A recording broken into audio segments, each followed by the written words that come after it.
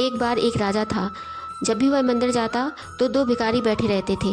पहला वाला भिखारी कहता, हे ईश्वर, तूने राजा को बहुत कुछ दिया है, मुझे भी दे दे। तो दूसरा भिखारी कहता, हे राजा, तुझे ईश्वर ने बहुत कुछ दिया है, मुझे भी कुछ दे दो। तो पहला वाला भिखारी दूसरे भिखारी से कहता, ईश्वर से मांग, वही सब कुछ देने वाला है। तो दूसरा वाला भिखारी बोलता, तू चुप कर, तू मूर्ख है।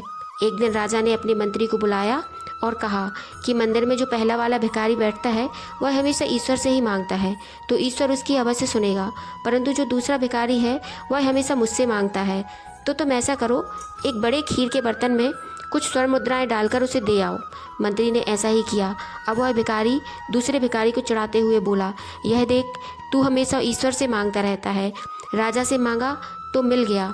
खाते खाते जब उसका पेट भर गया तो उसने अपनी बची हुई खीर का बर्तन दूसरे भिखारी को दे दिया, जिसके अंदर स्वर्ण मुद्राएं भी डली हुई थी। अगले दिन जब राजा आया तो दूसरा वाला भिखारी वैसे ही अपनी जगह पर बैठा हुआ था, लेकिन पहले वाला भिखारी गायब था। तब राजा ने चौंक कर उससे पूछा, क्या मैंने जो खीर दी थी वो तुम्हें मिली नहीं? उसने कहा, मिली थी, स्वादिष्ट खीर थी, मैंने पेट भर खाई और बची हुई खीर उस दूसरे भिखारी को भी दे दी।